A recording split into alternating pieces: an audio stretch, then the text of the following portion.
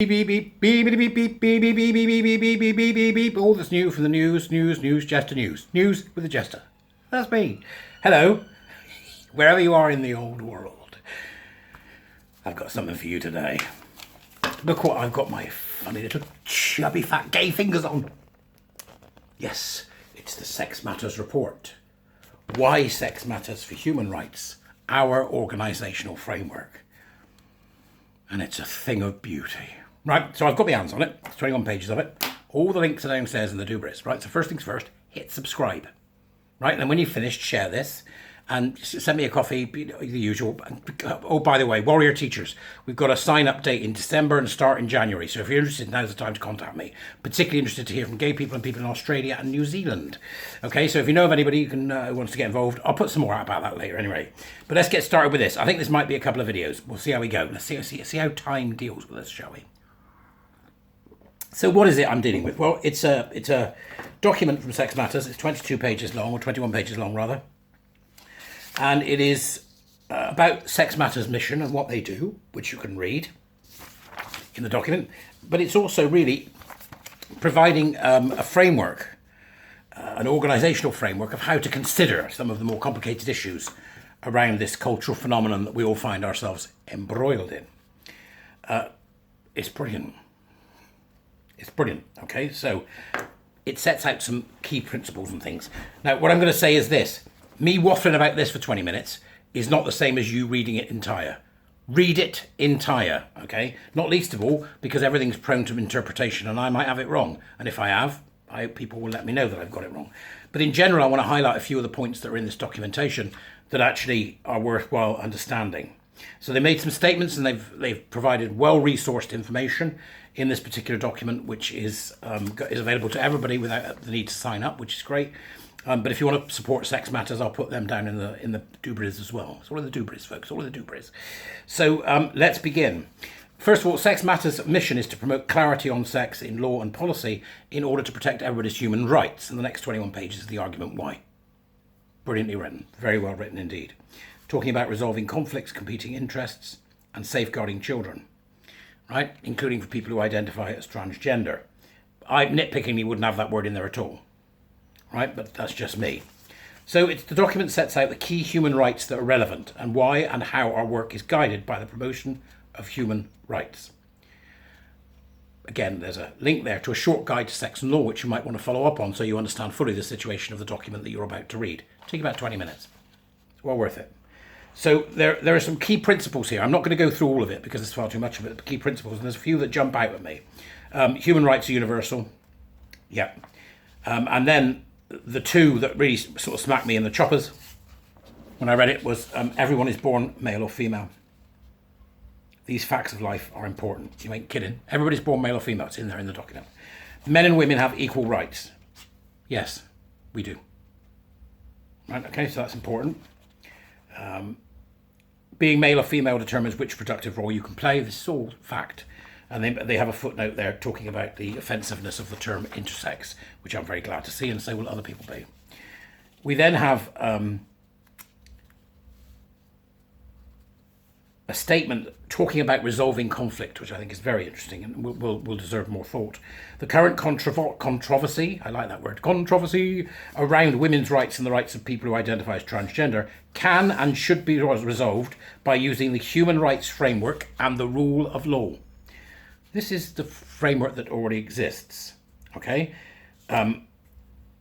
There's a European Convention on Human Rights. There's things like CEDAW, which was the Convention on the Elimination of All Forms of Discrimination Against Women. So this is human rights legislation that's led us well. And what Sex Matters are doing here, and again, if I'm wrong, please do let me know, are doing here is they are actually applying what is lawful already, as well as examining how that framework might well be interpreted, which I think is an excellent piece of work to undertake. And then it talks about which rights does sex matter for, which is quite frankly most of them. They've got that list there, so you can get to see that.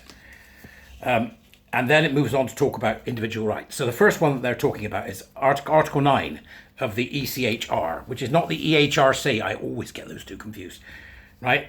The EHRC is the Equality and Human Rights Commission run by Baroness Faulkner, right? That's not what we're talking about here. Here we're talking about the European Convention on Human Rights. Couldn't be worse, could it? It's almost like, so a slip could change anything with that, couldn't it? So we're talking about the European Convention on Human Rights, which is the ECHR, not the EHRC. Okay? Just so you know. Right. And what they've got here under the ECHR is freedom of thought, conscience and religion, which is Article 9. And again, you can look and see what that article means. It's well explained. But it also says here that it can be related to both religious and non-religious beliefs. People have different beliefs about the nature of the two sexes. Beliefs being the operative word, because there's only two, right? About the internal feelings of gender identity, which is in brackets, not brackets, speech marks, thankfully, because obviously it's just made up.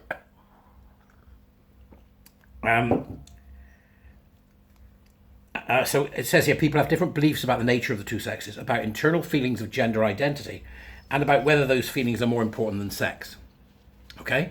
Both people who agree with and people who disagree with the idea of innate or fluid gender identity are protected by Article 9 and hold beliefs that are worthy of respect in a democratic society. Worriads, good people, which was, of course, given to us by the rather marvellous Maya Forstater.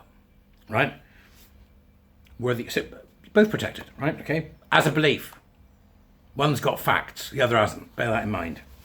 People go, why does it have to be protected as a belief? It should be protected as a fact.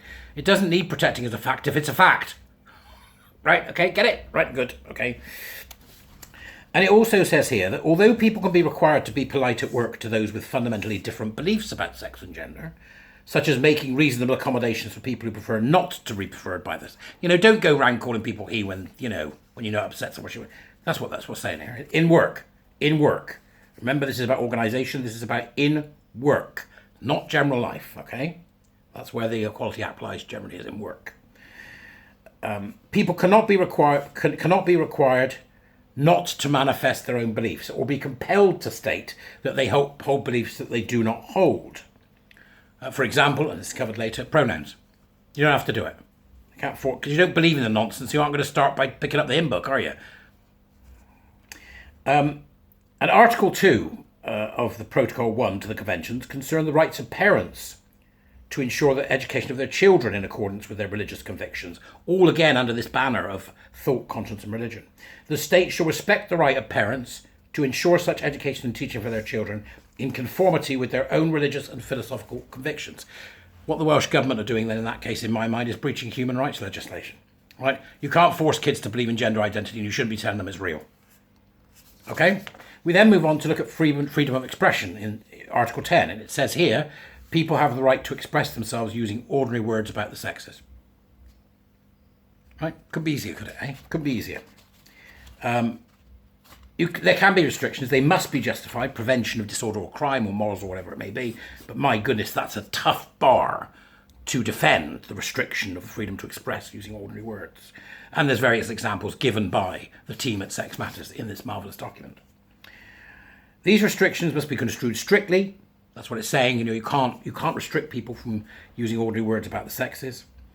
And very important here, that protection for freedom of expression is not limited to information or ideas that are favourably received or regarded as inoffensive or as a matter of indifference, but extends to those that offend, shock and disturb. It would be a pointless right if it didn't. Right? So you could offend, shock and disturb. I'm so pleased by that. Good, okay. Now then, people exercising their right to freedom of expression may do this by referring to themselves in any way they wish, and by requesting that others refer to them in the same way, such as through the use of preferred pronouns, right? But this does not oblige others to comply. In practice, workplaces and institutions may have policies about how people refer to staff members or clients. These rules may be lawful where they are proportionate means to a legitimate aim, right?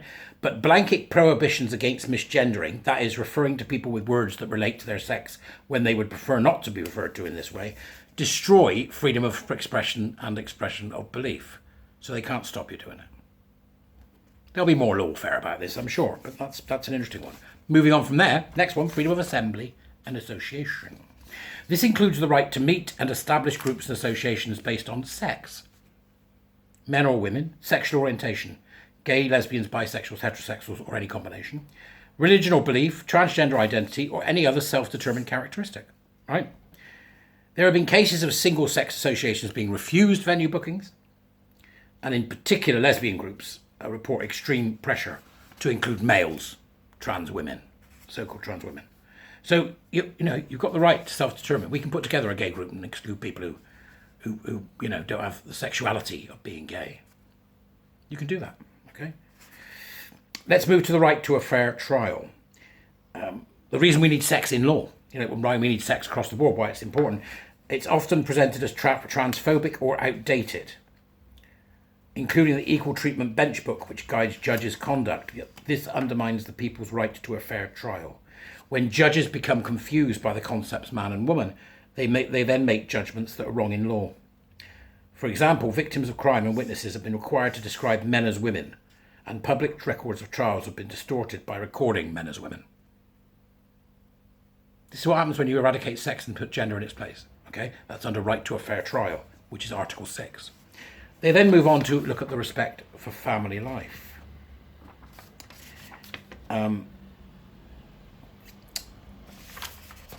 This is a limited right. They can interfere where, well-being of the country, crime, all that sort of stuff. But its primary purpose is to protect against arbitrary interference with private and family life. It was an ECHR decision, ECHR decision, European Court of Human Rights decision on Article 8, the one we're discussing, that led to the UK to pass the Gender Recognition Certificate, which enables people to change sex recorded on their birth certificate. The case of Christine Godwin versus United Kingdom in 2002 related to respect for Godwin's private life by allowing Godwin to keep information about sex private, for example, when dealing with a bank. Now, what happened was that the court ruled there was no significant factors of public interest to weigh against the interest of the applicant, in that case, Christine Godwin, in obtaining legal recognition of her gender assignment. So she didn't have to tell the bank, because it was immaterial to the bank, right? In that case, it didn't matter. However, and here's the big however, it has become clear that the UK's gender recognition regime, which went far beyond the idea that there was none of the bank's business, has implications across the board for the interest of others and for the public interest. But in particular, you think about collecting statistics, managing single-sex services, and also the proposed law in Scotland regarding the GRC. Okay? So, what happens also, then if you get an inaccurate reporting of sex, that's what they talk about. The field that records sex is no longer accurate. We won't know what sex we've got. We don't know what sex people are. Since having an F on a birth certificate means the person is either male or female with a GRC. This inability to routinely attest to one's own sex and to confirm the sex of others using official documents undermines the ability to enforce sex-based rules, which of course is part of the game.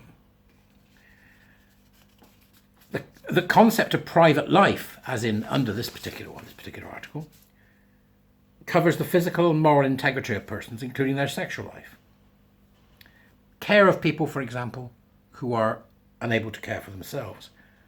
The authority will have a duty to apply and practice a framework that protects these individuals from threats of violence. Well, how can you do that if you don't know if they're men or women? Removing clarity about the words male and female prevents individuals from being able to maintain their own physical and moral integrity through being able to give or withdraw consent. For example, to undressing or sharing intimate spaces with a member of the opposite sex, which nobody should be forced to do. The right to have a family, which is again part of this same article. In Godwin, again, Christine Godwin versus the United Kingdom, the judgment said that a post-operative transsexual, there's the word, has a right to marry a person of the same sex. It said that it could no longer be assumed that the words man and woman related purely to biological criteria because of dramatic changes brought about by developments in medicine and science in the field of transsexuality since the adoption of the convention. But this is, the fact that they could marry somebody of the same sex doesn't matter anymore because we've got same-sex marriage. So that part of it isn't even needed. The same, if you're married to somebody who then suddenly decides they're a woman and starts dressing up and doing what they're doing, the right for the wife, the trans widow, to say, I'm done with you, the contract's broken. They wanted to stop that, right? They wanted to stop the ability of the woman to say, you're not giving them a GRC until I'm gone. They want to stop that, Stonewall and all their crowd. Sometimes they call it the spousal veto, and as is noticed here by Sex Matters, this has been wrongly termed a spousal veto. It's not a spousal veto, it's saying they've got the right to leave. You also have the right in law not to be strip searched in front of officers of the opposite sex. And yeah, they cover all sorts of things here. Physical and verbal harassment has also been included under Article 3, in that you cannot physically and verbally harass anyone, including counter-protesters, by the way. That was something that was decided in 2021 under the same right, the right not to be subject to degrading treatment. Okay, so that's important.